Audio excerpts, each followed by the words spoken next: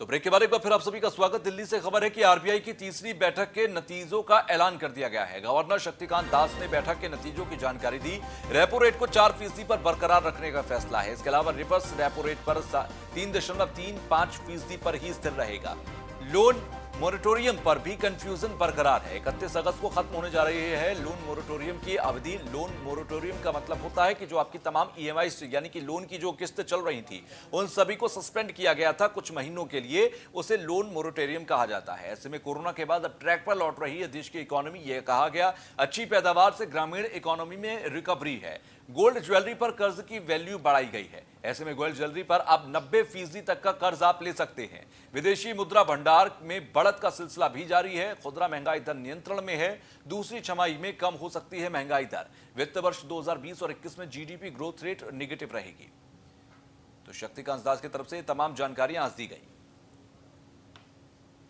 Of liquidity, including through open market operations, special operations for what we call the open market operations, then special operations by way of what we call Operation Twist, the LTROs, the TLTROs, and the forex interventions. They are being that, and this is very important to note, all this liquidity which are being injected into the market and which is there in the system, they are being fully sterilized by absorptions through the reverse repo, while preventing a seizure of money markets under extreme risk aversion and uncertainty. And this is a very important point which I think I feel and all of us in RBI feel needs to be appreciated. Another aspect that needs to be recognized is that RBI's open market purchases are aimed at reducing funding costs for private sector entities that issue instruments in the market which are usually priced off the GSEC yield as the benchmark. In fact, it is worthwhile to see who is benefiting from the RBI's actions. Borrowing costs in financial markets have dropped to their lowest in a decade on the back of abundant liquidity. Interest rates on instruments like the 3-month Treasury bill. तो RBI की तीसरी बैठक के नतीजे जो रहे उसका ऐलान किया गया और इन ऐलानों में जो सबसे महत्वपूर्ण है वो गोल्ड ज्वेलरी को लेकर था कि गोल्ड ज्वेलरी पर जो 60 या 70% के आसपास तक आपको कर्ज मिलता था वो अब आपकी गोल्ड की जो ज्वेलरी होगी उसकी वैल्यू का 90% तक आपको लोन दिया जाएगा। लोन मोरेटोरियम को लेकर अभी कुछ नहीं कहा गया है। कंफ्यूजन की स्थिति है, यानी कि आपकी जो ईएमआईज हैं वो अगस्त तक जो सस्पेंड की गई थी उनको लेकर आगे सस्पेंड किया जाएगा या आगे आपको समय पर देनी होंगी, इसको अभी क्लियर नहीं किया गया। ये अभी रुककर इस पर फैसला किया जाएगा। अभी कंफ्यूजन की स्थिति है। इसके अलावा रिवर्स रेपो रेट और रेपो रेट इन दोनों को बरकरार रखा गया। रेपो रेट 4% पर अभी बरकरार रहेगी। इसके अलावा रिवर्स रेपो रेट 3.35% पर ही बरकरार रहेगा, क्योंकि एक साल में पिछले देखें तो कई बार इसको घटाया गया, लगभग 2.5% के आसपास तक रेपो रेट्स को घटाया गया है। तो ऐसे में अब इन दोनों को स्थिर रखा जा रहा है। साथ ही साथ शक्तिकांत दास का यह जरूर कहना था कि अब जो स्थिति है वो धीरे धीरे अब सुधारवाद की तरह है और सुधारवाद की तरफ बढ़ती हुई जो वित्त वर्ष 2020 की जीडीपी ग्रोथ रेट है वो भले ही नेगेटिव रहे, लेकिन आने वाले समय में ये पॉजिटिव होगी और आने वाले समय में कुछ बेहतर संकेत मिल रहे हैं, क्योंकि शुरुआत हो गई है और शुरुआत होने से बेहतर यह है कि आने वाले समय में कुछ बेहतर अब तमाम सिम्टम्स दिखने शुरू होंगे। तो गोल्ड ज्वेलरी पर कर्ज की वैल्यू बढ़ाई गई है। अब 90% तक आप गोल्ड ज्वेलरी पर कर्ज ले सकेंगे। गवर्नर शक्तिकांत दास ने नतीजों की जानकारी दी है। लोन मोरेटोरियम पर कंफ्यूजन बरकरार है।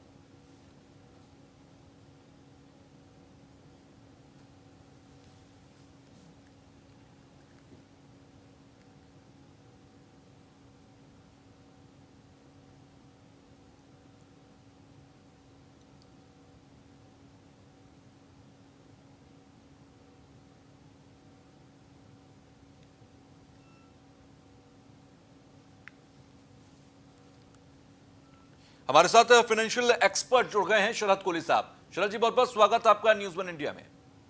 Thank you. शरद जी, अगर सीधे तौर पर बात करें आज के इस आरबीआई की बैठक के बाद जो नतीजे निकले और गवर्नर की तरफ से प्रेस कॉन्फ्रेंस की गई, उसको आप किस नजर से देखते हैं? क्योंकि नेगेटिव जीडीपी जा सकती है उसका उन्होंने संकेत दिया, लेकिन पॉजिटिविटी भी उन्होंने बताई है। जी हाँ, अगर आरबीआई गवर्नर साहब की हम स्पीच को ध्यान से सुने तो उन्होंने ये कहा कि मैं इटर्नली ऑप्टिमिस्टिक हूँ। इटर्नली ऑप्टिमिस्टिक का मतलब है कि वो बहुत आशावादी दृष्टिकोण से देख रहे हैं। भले ही FY21 में उन्होंने ये बोला कि जीडीपी ग्रोथ नेगेटिव रहेगी, पर ऐसा भी बोला कि सेकंड हाफ मतलब 30 सितंबर के बाद जो हाफ जी। शुरू होता है वित्त वर्ष का, उसमें वो ग्रोथ बढ़नी शुरू हो जाएगी, मतलब बेहतर रहेगी पहले के 6 महीने से बाद के 6 महीने में। तो पर ओवरऑल वो नेगेटिव रहेगी। और उन्होंने ये भी आशा जताई कि आने वाला साल जो होगा 21-22, ये साफ इशारा मिलता है उनकी बात से, तो उसमें भारत की जीडीपी ग्रोथ तेजी से आगे बढ़ेगी। दूसरा, उन्होंने बैंक के जो रेट हैं, जो लोग आम दर्शक हैं न्यूज वन इंडिया के, वो जानने में इच्छुक होंगे कि क्या उनकी ईएमआई घटेगी या नहीं घटेगी। तो दो बातें निकल के आई। पहली बात तो ये निकल के आई कि ईएमआई की दर में कोई चेंज नहीं है। रेपो रेट 4% रखा गया है, रिवर्स रेपो रेट 3.3% रखा गया है, सीआरआर को 3%, उसमें कोई बदलाव नहीं किया गया है। दूसरी और अहम बात जो दर्शक जानना चाहते हैं और इंतजार कर रहे होंगे, वो कर रहे थे मॉरेटोरियम का, जो कि मॉरेटोरियम ईएमआई पे दिया गया था। तो हमें यह ध्यान रखना है कि मॉरेटोरियम की जो म्याद है वो 31 अगस्त को खत्म होती है, तो उसमें इस प्रेस कॉन्फ्रेंस में उसके बारे में कोई भी टिप्पणी नहीं की गई है। इसके दो अर्थ निकाले जा सकते हैं। पहला अर्थ तो यह कि मॉरेटोरियम शायद आगे ना बढ़ाया जाए। दूसरा अर्थ यह निकाला जा सकता है कि शायद 31 अगस्त से पहले एक और प्रेस कॉन्फ्रेंस करके और मॉरेटोरियम को अगर बढ़ाने की या ना बढ़ाने का जो निर्णय लिया जाएगा, उसकी अनाउंसमेंट कर दी जाएगी। कुल मिला के हम देखें तो इन्फ्लेशन के लिए जो महंगाई की दर है, जो कि आम जनता से संबंधित है जी, तो महंगाई की दर के लिए उन्होंने बोला कि इस समय महंगाई की दर थोड़ी सी ऊंची है, और खासकर खाद्य पदार्थों को लेके। तो इस वजह से ही रेट कट नहीं किया गया है, क्योंकि महंगाई की दर से सीधा सीधा इसका संबंध होता है। तो ज्यों ही महंगाई की दर घटनी शुरू होगी, तो मुझे लग रहा है कि आने जो अक्टूबर में मॉनेटरी पॉलिसी कमेटी की अगली मीटिंग होगी जी, उसमें शायद कुछ महंगाई की उसमें जो दरें हैं, ब्याज की दरें हैं, उसको शायद घटाया जाए। अच्छा, गोल्ड लोन को लेकर कहा गया कि 90% तक अब आप लोन ले पाएंगे। गोल्ड लोन को लेकर खासतौर से अगर हम बात करें, ये सीधे तौर पर शायद इसलिए है कि जो एक स्पेंडिंग कैपेसिटी कम हुई है, या फिर जो सीधे तौर पर पैसा लोगों की जेब में कम हुआ है। अगर वो गोल्ड रखकर ले रहे हैं लोन, तो उनको ज्यादा से ज्यादा पैसा आ पाए और ज्यादा से ज्यादा फिर खर्च हो मार्केट में।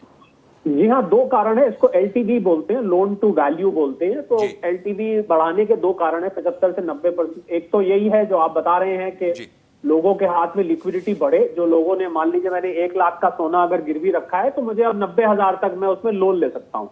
और दूसरा इसका कारण एक और भी है कि सोने की कीमतें जिस प्रकार लगातार नया नया रिकॉर्ड लो लगा रही हैं, बिल्कुल। तो उससे क्या होता है कि जो लोन देने वाले होते हैं उनको एक सुरक्षा महसूस होती है कि भाई हमारा पैसा डूबने के चांस कम है, क्योंकि आपका वो जो पैसा दिया हुआ है वो सिक्योर्ड फील होता है, क्योंकि पता है कल को मेरी दर बढ़ जानी है और गोल्ड आगे आगे बढ़ रहा है। तो अगर मैंने मान लीजिए 90% पे दे भी दिया है, तो भी मेरा पैसा, मतलब लेंडर के पॉइंट ऑफ व्यू से बात कर रहा हूं, जो लोन देने वाला है उसके पॉइंट ऑफ व्यू से उसकी सुरक्षा बढ़ जाती है।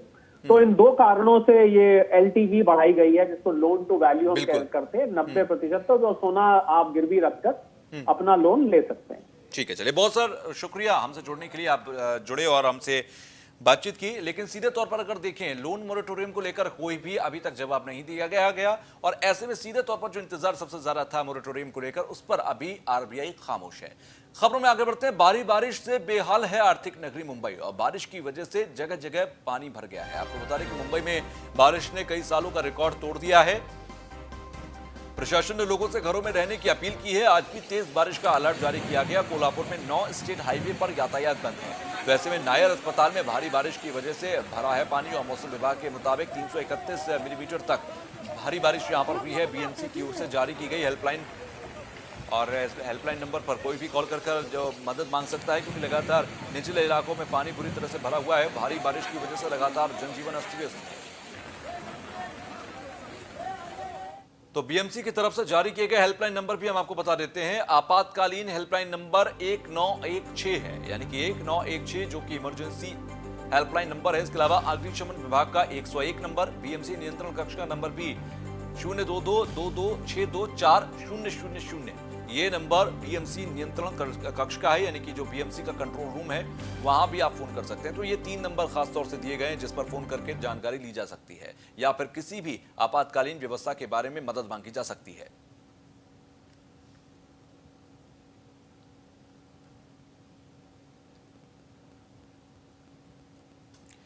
तो ब्रेक के बाद खबर प्रयागराज से है, जहां पर सीएम के आदेश के बाद एक्शन में है पुलिस। माफिया अतीक गैंग के 8 गुर्गे गिरफ्तार हुए। पुलिस ने अपार्टमेंट में छापेमारी करके दबोच लिया और एडीजी प्रेम प्रकाश के नेतृत्व में फोर्स ने छापेमारी की।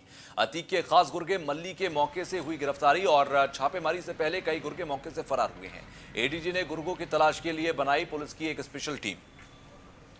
तो उत्तर प्रदेश में माफियाओं पर शिकंजा कसने के लिए मुख्यमंत्री के आदेश पर पुलिस विभाग कड़ाई से पालन करना शुरू कर चुका है और जिसमें भूमाफिया, बाहुबली और वांछित अपराधियों को लगातार पुलिस गिरफ्तार कर जेल भेजने में लगी है। आपको बता दें कि हिरासत में लिया गया मल्ली पहले भी हत्या के आरोप में जेल जा चुका है, जिसमें मल्ली जमानत पर जेल से बाहर था। मल्ली के ऊपर कई आपराधिक मामले प्रयागराज के अलग अलग थानों में दर्ज हैं।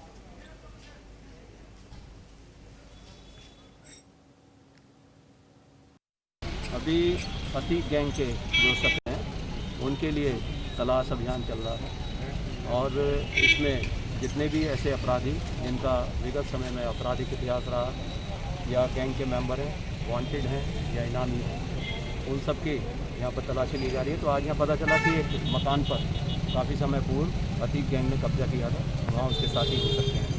तो इन पर दबिश दी है और कुछ लोग यहाँ से फरार हो गए हैं। उसके बाद अभी कुछ टीमें निकाली गई हैं जो उनकी गिरफ्तारी के लिए प्रयास करें। कितने लोग यहाँ पे हिरासत में लिए गए? ये 14 लोगों के लिए बताया गया था कि यहाँ मौजूद हैं, लेकिन वो भाग गए हैं। अभी कुछ लोग आसपास के जो थे उनको पूछताछ के लिए रोका गया और उनसे बातचीत की जा रही है। अपराधियों के होने की सूचना के आधार पर हम लोगों ने यहाँ अभी छापा मारा है। अभी उनसे पूछताछ कर रहे हैं। बाकी सीसीटीवी कैमरा फुटेज जो है, मोटरसाइकिल, मोबाइल, इन सब की जांच करने के बाद हम आपको आगे की जानकारी देंगे। अभी सिर्फ इतना बता सकता हूँ कि कुछ शक के आधार पर कुछ अपराधी यहाँ मौजूद हैं और किसी तरह के षड्यंत्र योजना बना रहे हैं कुछ आगे करने की। इस आधार पर यहाँ छापा मार के उनको हिरासत में लिया। कितने लोग हिरासत में हुए? क्या अतीक गैंग से शामिल है सर? संभावना है, उसकी भी संभावना प्रबल है। इसमें कुछ शार्प शूटर्स के होने की भी संभावना है और उस गैंग के होने की भी संभावना है। लोगों को भी 8 लोगों को हम लोगों ने पूछताछ के लिए लिया है। कुछ अपराधियों के होने की सूचना के आधार पर हम लोगों ने यहाँ अभी छापा मारा है। अभी उनसे पूछताछ कर रहे हैं। बाकी सीसीटीवी कैमरा फुटेज जो है, मोटरसाइकिल, मोबाइल, इन सब की जांच करने के बाद हम आपको आगे की जानकारी देंगे। अभी सिर्फ इतना बता सकता हूँ कि कुछ शक के आधार पर कुछ अपराधी यहाँ मौजूद हैं और किसी तरह के षड्यंत्र योजना बना रहे हैं कुछ आगे करने की। इस आधार पर यहाँ छापा मार के उनको हिरासत में लिया। कितने लोग हिरासत में हुए? क्या अतीक गैंग से शामिल है सर? संभावना है, उसकी भी संभावना प्रबल है। इसमें कुछ शार्प शूटर्स के होने की भी संभावना है और उस गैंग के होने की भी संभावना है। लोगों को भी 8 लोगों को हम लोगों ने पूछताछ। संवाददाता आलोक मालवीय हमारे साथ फोन लाइन पर जुड़ गए हैं। मालवीय, ये 8 गुर्गे गिरफ्तार किए गए हैं जो कि अतीक गैंग के बताए जा रहे हैं। बरामदगी किस किस चीज की हुई है और क्या जानकारी है इस मामले से जुड़ी हुई?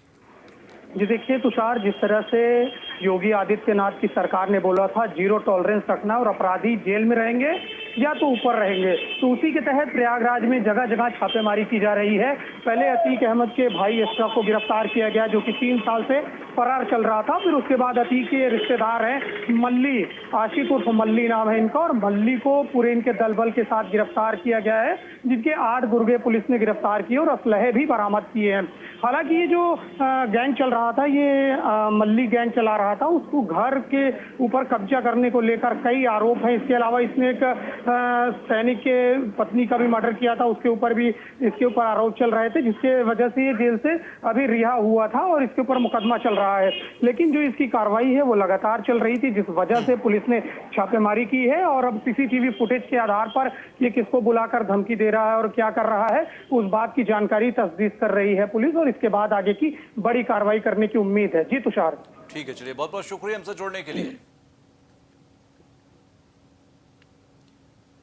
अब खबर गाजियाबाद के लोनी से है, जहां पर भूमि पूजन पर हुआ भव्य कार्यक्रम पूर्व चेयरमैन मनोज धामा ने आयोजित कराया था। यह कार्यक्रम में 1151 दिए जलाकर की गई भगवान राम की पूजा। चेयरमैन रंजीता धामा ने पूर्व भूमि पूजन पर खुशी जताई। कार्यक्रम में पहुंचे लोगों ने जलाए श्री राम के नारे लगाए और मौके पर पटाखे जलाकर खुशियां मनाई गई। साथ ही साथ प्रसाद भी बांटा गया।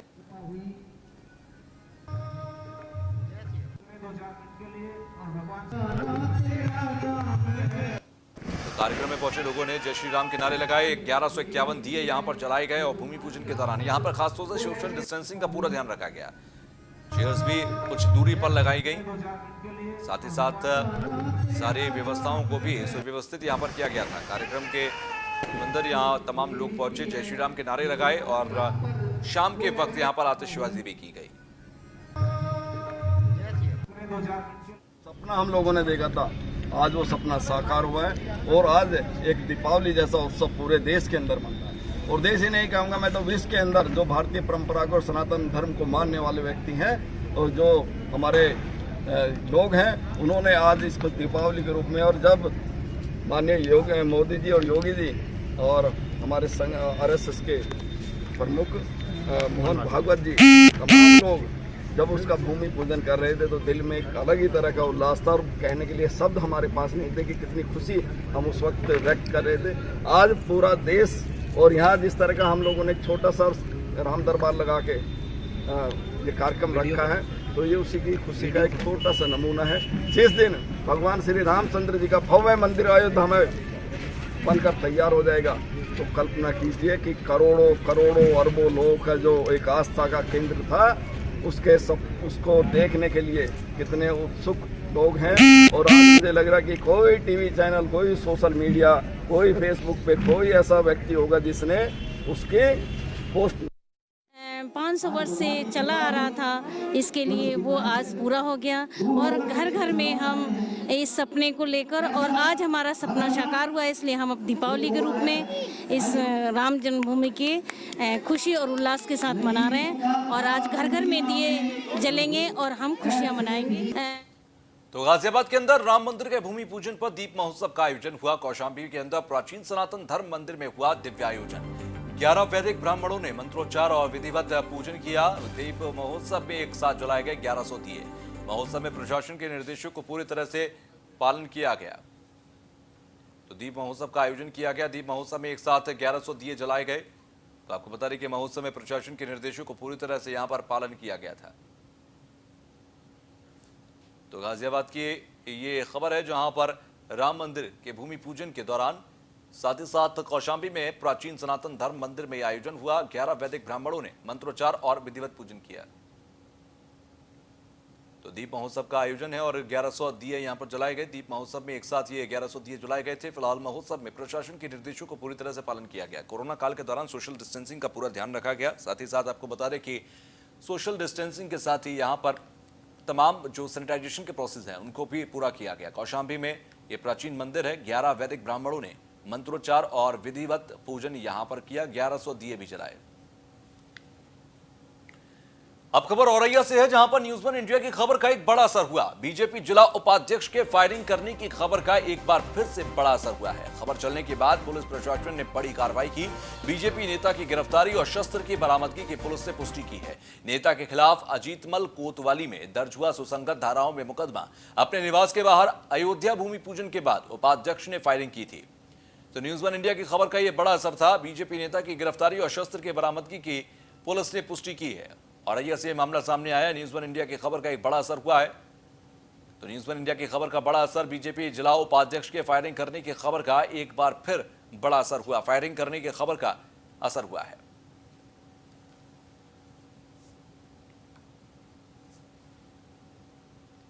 सोशल मीडिया से ज्ञात हुआ है, हमें एक वीडियो वायरल हुआ है, उसके माध्यम से हमें ज्ञात हुआ है कि कस्बे में हर्ष फायरिंग हुई, जिसके संबंध में जांच की गई। तो रजनीश पांडे सन ऑफ श्री हरिनारायण पांडे विद्यानगर बाबतपुर द्वारा हर्ष फायरिंग की तस्दीक हुई है, जिसके संबंध में सुसंगत धाराओं में अभियोग पंजीकृत कर दिया गया है और शस्त्र बरामदगी के लिए तथा इनकी गिरफ्तारी के लिए टीम गठित करके